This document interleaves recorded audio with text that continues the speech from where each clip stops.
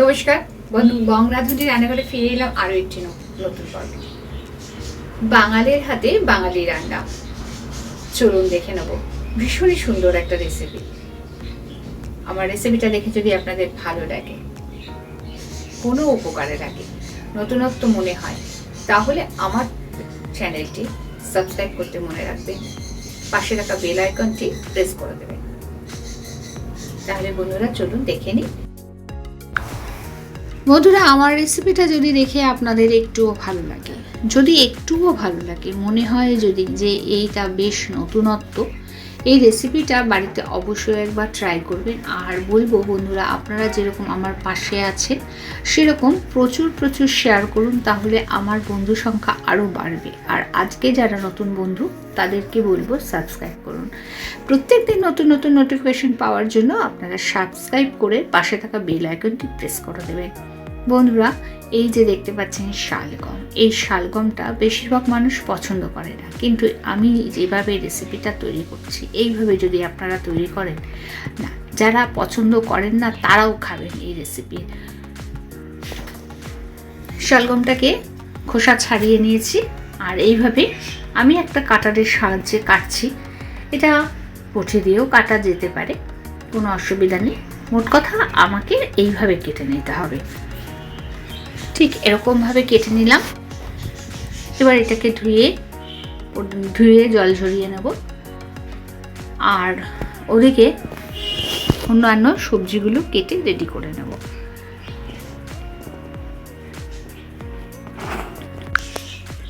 আলু, পেঁয়াজ, রসুন, টমেটো এগুলোকে কেটে রেডি করে নেব।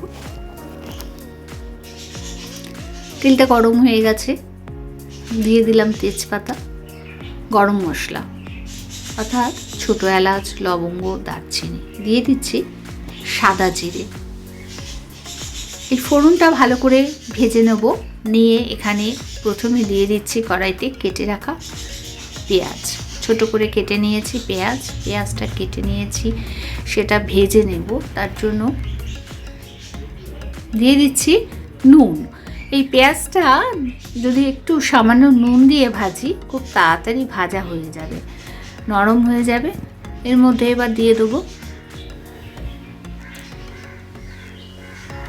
কাঁচা লঙ্কা, চিড়ে নেওয়া কাঁচা লঙ্কা 4টে আমি দিয়ে দিলাম। আর দিচ্ছি রসুন, কুচি করে রাখা রসুন করে এর মধ্যে দিয়ে ভালো করে ভাজি। খানিক ভেজে নেওয়ার পর এর মধ্যে দিয়ে দিতে হবে টমেটোটা এর মধ্যে দেব। দেখুন বন্ধুরা, এইভাবে আপনারা বাড়িতে অবশ্যই একবার ট্রাই করে দেখবেন, দুর্দান্ত স্বাদের হয় এই রান্নাটার। টমেটোটা দিয়েও আবার ভালো করে ভেজে নেব। একটু নরম হবে যখন, তখন এবার আলুগুলো দিয়ে দেবো, কেটে রাখা আলুগুলো দিয়ে আর ভালো করে নেড়ে চেড়ে এখানে নুন, হলুদ, ধনের গুঁড়ো, জিরের গুঁড়ো, লঙ্কার গুঁড়ো, এই সমস্ত রেগুলার মশলা যেগুলো সেগুলো পরিমাণে দিয়ে দিলাম। দিয়ে এবার এই মশলাগুলো দিয়ে আর পেঁয়াজ, রসুন, কাঁচা লঙ্কা, টমেটো সমস্ত কিছু একসঙ্গে ভালো করে নেড়ে চেড়ে ভেজে নেব। ভাজা যখন হয়ে যাবে আলুটা, তখন এবার এই যে কেটে রাখা শালগম, কেউ বলে ওলকপি, এই সমস্ত কেটে রাখা শালগমটা এইভাবে দিয়ে দেবো। বারে নেড়ে চেড়ে ওপর থেকে ঢাকা দিয়ে এটাকে সেদ্ধ করে নিতে হবে।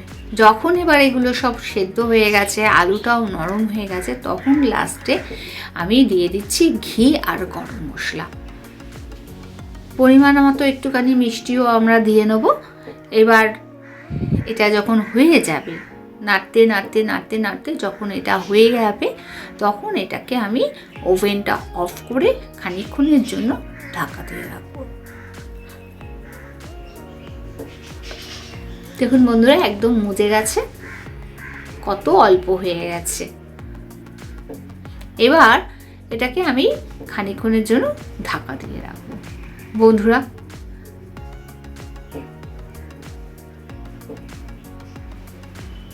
এইভাবে যদি আমি ঢাকা দিয়ে রাখলাম খানিকক্ষণ, বেশ সুন্দর একটা ঘি গরম মশলার গন্ধটা ওর মধ্যে দমে থেকে যাবে। তাহলে বন্ধুরা আজকে আমার এই রেসিপিটা কজনের ভালো লাগলো অবশ্যই কমেন্টস করুন। আপনারা কি দেখতে চান, কি রান্না করলে আপনাদের ভালো লাগবে, আরও ভালো লাগবে, আরও দর্শক বন্ধু আমার সঙ্গে বন্ধুত্ব করবেন, সেটা আপনারা প্রশ্ন করুন, কমেন্টস করুন।